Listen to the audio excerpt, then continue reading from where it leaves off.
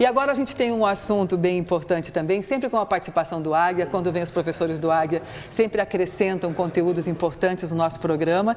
E hoje nós estamos recebendo o professor Marcos Pisolato, ele que é professor de História do curso do Colégio Águia e também ele dá aula em Francisco Beltrão, o rapaz que é essa maratona, quando ele vem a gente brinca, está sempre na estrada, né, professor? Sempre. E o professor Marcos tem uma curiosa e enriquecedora formação de informática, que a gente não sabia. Isso, Estou sabendo neste momento, ou seja, ele está com esse conhecimento também no mundo das tecnologias, dos números e também da história, o mundo das palavras, que nos faz debruçar sobre esses acontecimentos do passado e também os seus reflexos agora no futuro, né? E a gente vai enfatizar hoje muito um assunto que está preocupando você que vem acompanhando as mídias, as redes sociais, os veículos de comunicação, vem preocupando todas as famílias do mundo, que a gente fala de Brasil, mas isso já está no mundo todo, né, professor? Essa que é esse tal do jogo da baleia azul. Se é que dá para chamar de um jogo, né? O jogo deveria ser lúdico. Que invadiu as nossas casas, os nossos corações, a nossa mente e a nossa preocupação. Uma preocupação constante para a escola, para pais, principalmente. Sim. Né?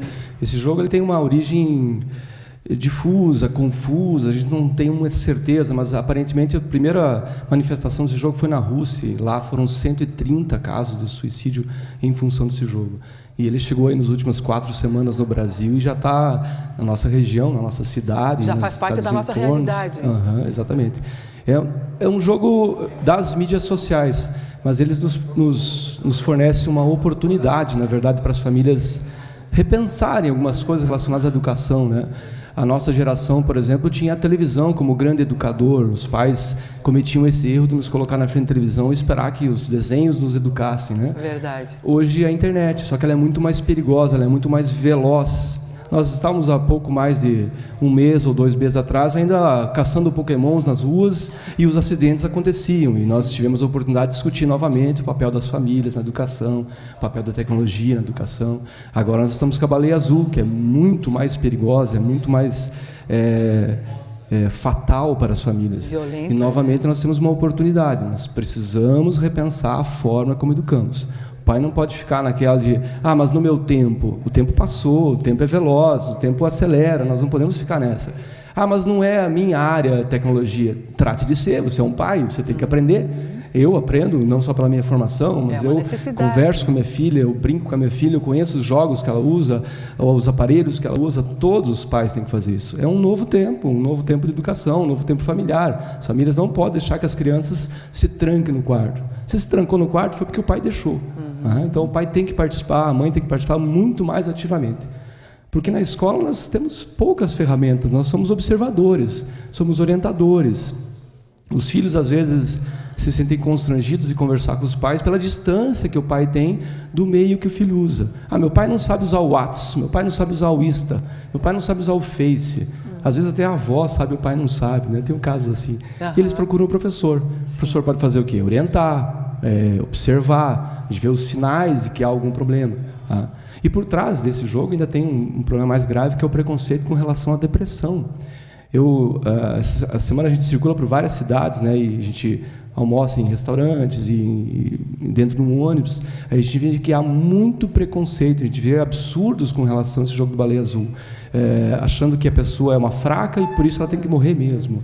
Não é uma doença, é uma depressão. Você não acusa ninguém, olha, você é um fraco porque teve um tumor ou um problema cardíaco. Você tem uma doença, a depressão. E ela dá sinais. De novo, a família, a escola tem que observar, tem que atentar. E, inclusive, houve uma invasão de sátiras, de brincadeira, sim, que foi para esse lado, querendo... O brasileiro tem uma característica curiosa, né? A gente costuma brincar, se o mundo iniciasse uma terceira guerra mundial, qual seria a participação dos brasileiros, né? Os brasileiros fariam memes, fariam piadas, porque essa é basicamente o que o brasileiro faz pelas mídias sociais. É uma pena, é uma abordagem divertida e tal, mas não é válido, não é produtivo, não é frutífero, não ajuda em nada.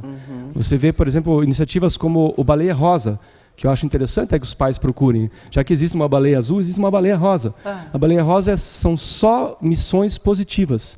São as mesmas ideia dos 50 itens, mas 50 itens positivos. Tarefas positivas. Tarefas positivas. E é um site que está crescendo também tanto quanto cresceu a Baleia Azul. E essa semana o prefeito Rafael Greca acionou a Polícia Federal, né? Sim. Porque os curadores do jogo são os que estipulam as tarefas Esses são pessoas que têm consciência de onde o jogo vai chegar. Nem todos eles são adolescentes fazendo uma brincadeira tola. Não é uma brincadeira fatal, não é tola, é fatal, nós temos vítimas. Então esses vão sofrer aí o peso da Polícia Federal, que já está investigando e está localizando esses chamados curadores do jogo, né? E já que nós estamos nesse momento, a gente sabe da grande responsabilidade que a gente sabe que vem da família com essas mudanças todas, com esses novos hábitos que a gente precisa se adequar e correr atrás também, mas o papel da escola nesse momento também é fundamental, né, professor? Os professores, a gente começou falando que eu tenho uma formação na área de tecnologia, mas na verdade todo professor é multimídia. Sim. Todos os professores são conectados, são antenados. O que falta talvez sejam as famílias também serem conectados, antenados. Os pais, eles ficam distantes dos filhos ou porque trabalham, ou porque os horários não fecham. Os professores são aqueles que passam mais tempo com os alunos. É verdade. O Águia, por exemplo, a gente tem aula o dia inteiro. Hoje tem aula, amanhã tem aula. Então, quem passa mais tempo com o aluno? É o pai ou o professor? É o professor. Então, nós temos uma função. Nós temos que observar, nós temos que orientar, nós temos que perceber os sinais de que há um problema com o aluno. A escola tem uma estrutura para isso, né? Toda escola tem o orientador, tem a supervisora, tem a direção. Olha, eu percebi que aquele aluno está mais silencioso, está mais quieto, começou a usar uma manga comprida, numa época que normalmente não se usa. Então, você leva a orientação, leva para a coordenação, chama-se a família. Então, a escola é o papel de uma espécie de olho sobre a criança. Sim. Né? E o bacana desse propósito e o trabalho do Águia é que existe essa abertura com a família. Sempre, nós sempre fomos muito próximos, tanto das crianças quanto da família. Pode vir até vocês também, claro, quando surgir alguma dúvida. Sim, com certeza. Sim, a gente tem todo um setor responsável por isso, que são as orientadoras, uma orientadora para cada grupo escolar, uma para o Fundamental 1, para o Fundamental 2, uma para o infantil, uma para o ensino médio. E ainda tem a supervisão, tem a coordenação e tem o TIUIRI, que é muito acessível, né? É muito difícil você encontrar um ambiente de trabalho grande como o Águia, você consegue conversar com o diretor nos corredores, como uma coisa normal. Então é uma escola bastante acessível. E os professores, então, não precisa nem falar, né? A gente joga bola com o aluno, conversa com o aluno, tem eles nas mídias sociais. Então, os professores também são acessíveis. Às vezes o aluno pensa assim, eu tenho vergonha de falar para o meu pai que eu estou me sentindo triste demais, que eu não estou encontrando um sentido para um objetivo para a minha vida. Pode procurar o professor. O professor também é uma segunda família, porque ele passa muito tempo com o aluno. Procure o professor, converse com o professor, seja qual professor for, né? E que tem aquela segurança, né? Tem aquela intimidade maior. Isso vem do tempo, vem da amizade, vem da abertura que o professor dá. Isso, a gente conquista isso com o tempo. É uma amizade sincera e por isso o aluno percebe, né? O aluno vai perceber se ela é artificial, se é falsa, se é interesseira. Não é. E você percebe que já houve uma reação por parte dos alunos com relação ao jogo? Vocês já estão discutindo isso? Já foi aberto isso na escola? A gente conversa bastante, até porque é interessante que você traga o assunto à cena, porque aí você percebe aquele que não está afetado pelo jogo, que é apenas uma mera curiosidade sem perigo, ou aquele que de repente possa ter uma tendência, possa ter um interesse mais perigoso pelo jogo. Então é interessante que todas as escolas escutem, conversem, que as coordenações, que as direções das escolas e até mesmo a área pública tenha acesso e tenha essa informação por uma questão de segurança, né? Perfeito. Para quem os pais ainda que a gente sabe que existem as pessoas mais alienadas, isso os pais não são regra, né? Exato. Por vias de fatos, e que se o pai tem alguma insegurança com relação ao assunto, procure a escola, pode buscar discutir essa ideia. Procure a escola, claro, com certeza. O pai não pode usar como desculpa essa da distância do tempo, né? Que não sabe o meu tempo é outro. Não, essa desculpa não cola, ele é um pai, ele tem uma responsabilidade. Se isso vai lhe custar tempo, você é um pai, faz parte do processo de ser pai, você não pode abrir mão dessa responsabilidade. O pai tem que estar próximo e tem que se antenar, ele tem que saber o que o filho está fazendo, que jogo está jogando, quais são os círculos de amizade do filho, é uma responsabilidade de pai e mãe. E ele precisa de ajuda, a escola está lá para isso também, né? E a gente percebe que o Águia também tem essa filosofia de não somente passar conteúdo, que sempre, mas também preparar um cidadão. Aquilo que vai deixar ele para a vida, claro. Valores, né? As matérias podem passar, ele pode nunca mais usar na vida dele uma disciplina. Eu vou fazer biologia, vou usar muito pouco história da Roma Antiga. Mas a ideia de cidadania, a ideia de democracia, a ideia de socializar, de conversar, de procurar o caminho da paz, não o caminho da guerra, e a gente tem visto tanto isso no mundo, né? Sempre a solução mais belicosa, mais violenta, e menos a solução pacífica. Então a escola tem que passar esses valores. São os valores que permanecem, são os valores da humanidade, né? Além das disciplinas de sala de aula para um vestibular, por exemplo.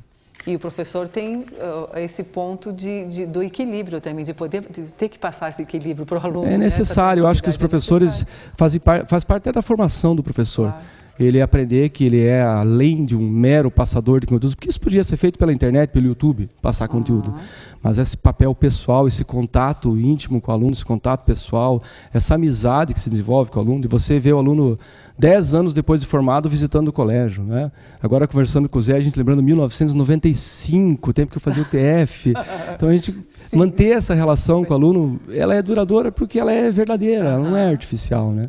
Então a gente tem essa função mesmo. Então, isso é o bacana da gente passar para vocês pais, para a família Águia também, essa preocupação, né? Esse bom senso e esse equilíbrio que toda a equipe tem e demonstra, principalmente neste momento que nós estamos vivendo, de bastante insegurança e do desconhecido, praticamente, porque para muita gente isso ao mesmo tempo que a gente vê esses momentos se sucedendo, né?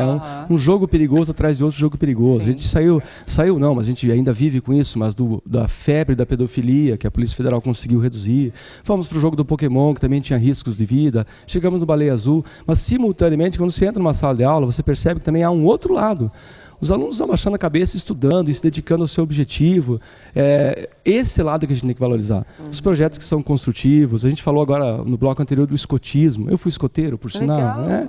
Fui escoteiro há muito tempo atrás. Escotismo, eu vi uma mãe, uma filha, um filho juntos. Então, esse é o exemplo que tem que ser seguido. São os projetos positivos que devem ser imitados, devem ser copiados, devem ser reproduzidos e incentivados. Né? Perfeito. Olha, professor Marcos, a gente agradece muito a sua contribuição. Eu que agradeço. Né, com essa seriedade e essa preocupação que que permeia toda essa filosofia de educação e de ensino do Colégio Águia, tá? A gente agradece muito. E eu que agradeço a oportunidade. Vamos nos encontrar outras vezes com certeza. Aqui no programa ainda este ano. Com certeza. Sua matéria, os conteúdos neste momento do ano estão... Então, a toda, né? Nós estamos chegando pertinho do Enem, né? Sim. Aliás, dia 8 agora começam as inscrições para o Enem, né? Já agora, dia 8 de maio até dia 19 de maio, inscrições para o Enem. Fica aí para os mais desligados. Aí o Águia está todo nas 3 unidades. Super antenado. Claro. Obrigadão. Obrigado. Um bom final de semana. Um abraço para toda a equipe Águia.